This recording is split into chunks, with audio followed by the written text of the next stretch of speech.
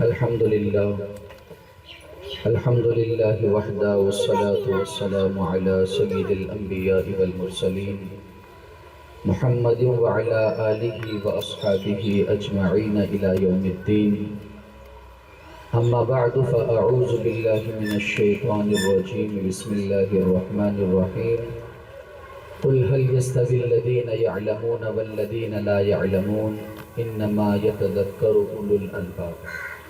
وقال النبي صلى الله تعالى عليه وسلم إنما بعثت معلما، أو كما قال عليه الصلاة والسلام خيركم من تعلم القرآن وعلمه. اللہ تبارک و تعالیٰ کا یقیناً بہت ہی زیادہ احسان و شکر ہے کہ اللہ تبارک و تعالیٰ نے ہمیں علم دین حاصل کرنے والا بنایا ہے. اس بات پر اگر غور کیا جائے کہ قرآن مجید کا پڑھنا، قرآن مجید کا سیکھنا اور قرآن مجید کو سکھانا یہ بہت بڑی نعمت ہے. یہ بہت بڑی نعمت ہے. بچے پڑھتے ہیں قرآن مجید تو انہیں ایسا لگتا ہے کہ ماں باپ نے بھیجا ہے، سیکھ رہے ہیں.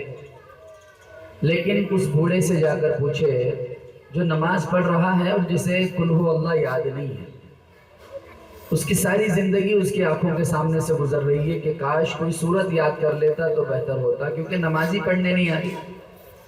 بعض لوگوں کو پتہ نہیں ہوتا کہ ایک رکعت میں 2 سجدے ہیں یا ایک سجدہ ہے. یہ تمام تر چیزیں مکاتب کے مدارس کے بچے سیکھتے ہیں تو اللہ تبارک و تعالیٰ انہیں کامیاب کرتا ہے. اللہ تبارک و تعالیٰ انہیں کامیاب کرتا ہے. جیسے کہ زندگی گزارنے کے لیے پیسوں کا ایک حد تک ہونا ضروری ہے یا نہیں ہے؟ بچے بیٹھے ہوئے، اگر تمہیں کپڑے خریدنے ہیں تو کپڑے خریدنے کے لیے پیسے لگیں گے کہ نہیں لگیں گے؟ لگیں گے کہ نہیں لگیں گے؟ تھوڑا میری طرف توجہ دو. اگر تمہیں ٹوپی خریدنا ہے، ٹوپی خریدنے کے لیے پیسے لگیں گے؟ دکاندار کو کیا دو گے؟ صرف فاتحہ سناؤ گے کیا دکاندار کو؟ پیسے لگیں گے. اسی طرح قبر میں اور اللہ تبارک و تعالیٰ کو راضی کرنے کے لیے، اللہ کو راضی کرنے کے لیے ہمیں نیکیاں دکھانی پڑتی ہیں. کیا دکھانا پڑتا ہے؟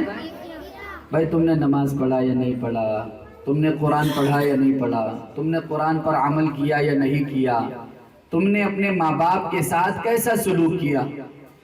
گھر میں داخل ہونے سے پہلے سلام کون کون کرتا ہے؟ ماشاءاللہ ماشاءاللہ ماشاءاللہ. امی جان کو دیکھ کر السلام علیکم ورحمۃ اللہ وبرکاتہ. کیا پڑھنا ہے؟ جب بھی گھر میں داخل ہونا ہے پہلے کیا پڑھنا ہے؟ آؤ بھیا نزدیک ہے، یہاں پہ کھڑے رہے. زندگی بھر گھوڑے گر رہا تو ذرا کیا پڑھنا ہے؟ اب سنو، جو بندہ سلام کر کے گھر میں داخل ہوتا ہے پہلی بات تو وہ قرآن پہ عمل کر رہا ہے. کس پہ عمل کر رہا ہے؟ کیونکہ اللہ نے قرآن میں کہا جب تم اپنے گھروں میں داخل ہو جاؤ پہلے سلام کرو. پہلے سلام کرنے کے بعد سیدھا پیر رکھ کر گھر میں داخل ہونا ہے. اب یہ چیزیں کہاں پڑھائی جا رہی ہے؟ مکتب میں، مدارس میں. آپ 5 گھنٹے 7 گھنٹے اسکول میں پڑھتے ہو، بہت ماشاءاللہ. جو بچے اسکول پڑھتے ہیں وہ بہت اچھے ہوتے ہیں، جو بچے ٹیوشن جاتے ہیں وہ بہت اچھے ہوتے ہیں. لیکن وہ اور زیادہ اچھے بن سکتے ہیں اگر وہ قرآن سیکھے مکتب میں آ کر. قرآن سیکھے مکتب میں آ کر. دیکھیے کسی چیز میں کمی ہونا اچھی بات نہیں ہے. ہر چیز میں جو ہے انسان ماہر ہونا چاہیے، ہر چیز میں ماہر ہونا چاہیے. یعنی اس کو یہ کام کرنے کے لیے کہا جائے کہ چلو بھائی 2 کتنے ہوتے ہیں تو بتا دے گا 4، بتا دے گا 4. اب اس سے پوچھا جائے کہ قل ہو اللہ سنا تو وہ یہ نہیں کہنا چاہیے قل ہو اللہ کیا چیز ہے. اسے کہا کہ بھائی 2 4 کتنے ہوتے ہیں وہ سناؤ تو وہ یہ نہیں کہنا چاہیے کہ مجھے نہیں پتا. قل ہو اللہ آتا ہے پڑھنے کے لیے. کسی میں بھی کمی نہیں ہونا چاہیے. الحمدللہ ثم الحمدللہ. حضرت مولانا مفتی مسعود صاحب نے ہمیں مدعو کیا اپنے مدرسے میں، کہا کہ ہمارے محلے کے اندر بہت سارے ایسے بچے ہیں، دیکھیے فکر دیکھیے، ہمارے محلے میں بہت سارے ایسے بچے ہیں، ہمارا دل یہ چاہتا ہے کہ مولانا وہ قرآن پڑھے، ہمارا دل یہ چاہتا ہے کہ مولانا وہ اپنے ماں باپ کے ساتھ ادب سے پیش آئے، ہمارا دل یہ چاہتا ہے کہ وہ بچے نمازوں کے لیے مسجد میں آئے۔ میں دیکھتا ہوں ہمارے محلے میں 8 بچے وہاں پر گوٹیاں کھیل رہے ہیں، 8 بچے وہاں پر بیٹھ کر گپ شپ کر رہے ہیں، ماں بلاتی ہے، ماں سے کہتے ہیں جاؤ میں بعد میں آؤں گا، باپ بلاتا ہے، باپ سے کہتے ہیں کہ نہیں میں نہیں آؤں گا۔ مولانا ہم یہاں پر مدرسہ چلا رہے ہیں، ہم یہاں پر 24 آورز یہاں پر بچوں کو دینی تعلیم دینے کے لیے اویلیبل ہے، کوئی ہے پیاسا جو کنویں سے پانی پیے، کوئی ہے تعلیم سیکھنے والا ہم جسے سکھا سکے؟ یہاں پر تو مدرسہ قائم ہے، یہاں پر تو ایک تمنا لے کر بیٹھے ہوئے ہیں کہ کاش کہ کوئی آئے باپ کہ مولانا میرا بچہ جو ہے 5 گھنٹے اسکول پڑھتا ہے، 2 گھنٹہ ٹیوشن پڑھتا ہے، 7 گھنٹے چلے گئے، 7 گھنٹے یہ اسکول میں سائنس پڑھ رہا ہے، ریاضی پڑھ رہا ہے، سائیکالوجی پڑھ رہا ہے اور نہ جانے الگ الگ علوم کو سیکھ رہا ہے۔ مولانا رسول اللہ کا علم باقی ہے، آپ سے گزارش ہے ذرا میرے بچے پہ دھیان دیجیے۔ اب کیوں دھیان نہیں دیں گے بھائی؟ دیں گے کہ نہیں دیں گے؟ بات بنے گی کہ نہیں بنے گی؟ ہر باپ یہ چاہتا ہے کہ اس کا بچہ کامیاب ہو، ہر باپ یہ چاہتا ہے کہ اس کا بچہ اس کے کندھے پر بیٹھے۔ ماں جب اپنے بچے کو اٹھاتی ہے تو گود میں اٹھاتی ہے، کہاں اٹھاتی ہے؟ ہاں، تو ماں کی آنکھیں کہاں ہوتی ہے؟ بچے سے اوپر ہوتی ہے، لیکن باپ جب اٹھاتا ہے تو کاندھے پہ اٹھاتا ہے۔ کہاں اٹھاتا ہے باپ؟ تاکہ میرا بچہ وہ بھی دیکھ لے جو میں نے نہیں دیکھا، میرا بچہ اتنا کامیاب ہو جتنا میں نہیں ہوا۔ ماں یہ چاہتی ہے کہ بیٹا میری نگرانی میں کامیاب ہو، کیونکہ فرسٹ یونیورسٹی، پہلا مدرسہ، پہلی تعلیم گاہ ماں کی گود ہے۔ ماں اگر سیریل دیکھے گی تو بچہ موبائل دیکھے گا، ماں اگر ادھر ادھر کی چگلی بیان کرے گی تو بچے میں بھی وہ چیز آ جائے گی۔ آپ کے محلے کے لیے خاص کر مفتی مسعود نعمانی صاحب جامعہ نعمانیہ کے اندر کئی دنوں سے کوشاں ہے، کوشش میں ہیں، بارہا ہم سے رابطہ کرتے ہیں، مفتی عتیق الرحمن صاحب سے رابطہ کرتے ہیں، حافظ خباب الفیضی آپ انہیں جانتے ہوں گے ماشاءاللہ، کونڈوا میں ایکٹیو رہتے ہیں، مکاتب کا نظام ہے ان کا، یہ گلی محلوں کے اندر جا جا کر ان بچوں کو سلیکٹ کرتے جو یتیم ہیں، غربا ہیں، جن کے ماں باپ نہیں ہیں، انہیں پکڑتے، اے میرے بچے تعلیم تو تیرا بھی حق ہے، تعلیم تو تیرا بھی حق ہے، تعلیم صرف امیروں کے بچوں کا حق نہیں ہے، لہٰذا اپنے بچوں کو جس طرح سے اسکول بھیج رہے ہو اور نہیں بھیج رہے تو بھیجو اسکول، وقت کا شدید تقاضا ہے کہ تمہارے بچے پڑھے، تمہارے بچے ڈاکٹر بنے، انجینئر بنے، پروفیسر بنے، آئی پی ایس بنے، اسی طرح دنیا کا ہر وہ مقام حاصل کرے، لیکن دین کے ساتھ۔ کس کے ساتھ جی؟ دین کے ساتھ، وہ ایک بڑی پوسٹ پہ ہو اور اسے پتا چلے کہ بھائی نماز کا وقت ہو چکا ہے تو اس کے دل میں ایک بے چینی ہو، اس کے دل میں کیا ہو؟ فوراً مصلی بچھا کر نماز کے لیے کھڑا ہو جائے، فوراً مصلی بچھا کر نماز کے لیے کھڑا ہو جائے، وہی سچا پکا مومن ہے۔ لا یؤمن احدکم حتی اکون احب الیہ من ولدہ ووالدہ والناس اجمعین۔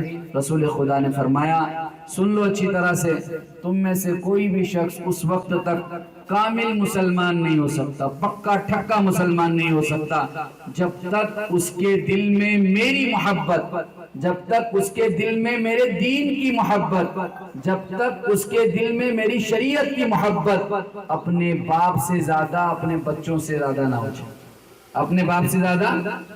تو بہرحال خلاصہ یہ ہے کہ جامعہ نعمانیہ آپ کے لیے ایک بہترین دینی تربیتی ادارہ الحمدللہ آپ کے محلے کے لیے بننے جا رہا ہے۔ جو بھی ہو کہ صاحب میرا شوہر کماتا نہیں ہے، کہ صاحب میرا شوہر زندہ نہیں ہے، میں اپنے بچے کو تعلیم دینا چاہتی ہوں، مولانا میرے لیے کوئی راستہ نکال دیجئے، آئیے۔ پردہ نشین ماں اور پیاری بہنیں آئیں گی، ان کے بچوں کو نہ صرف مدرسے میں لیا جائے گا بلکہ 100% تعلیم انہیں دی جائے گی۔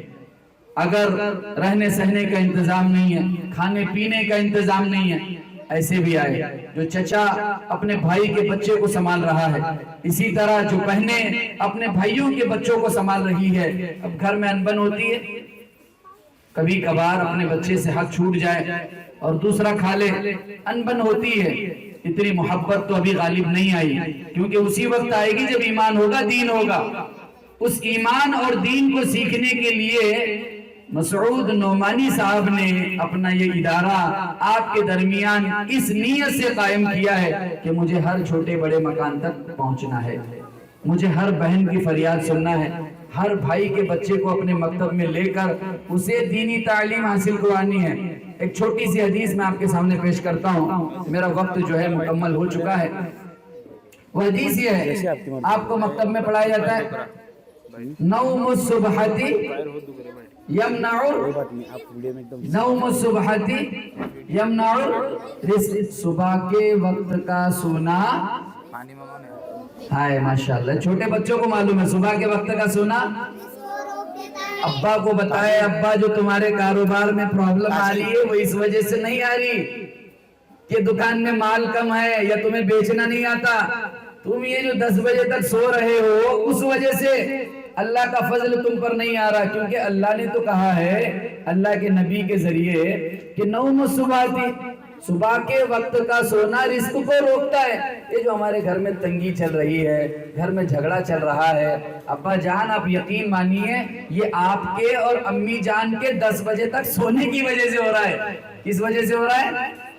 اور الحمدللہ ثم الحمدللہ، جو قومیں جلدی اٹھتی ہے اللہ انہیں کامیاب کرتا ہے، جو قومیں جلدی اٹھتی ہے اللہ انہیں کامیاب کرتا ہے، اور جو 10 بجے تک، 9 بجے تک، 8 بجے تک، 7 بجے تک، 7 بجے بھی 7 بجے اٹھنا کوئی عقل مندی نہیں ہے بھائی، آپ کو اٹھنا ہے 5:30 بجے، 5 بجے، 6 بجے۔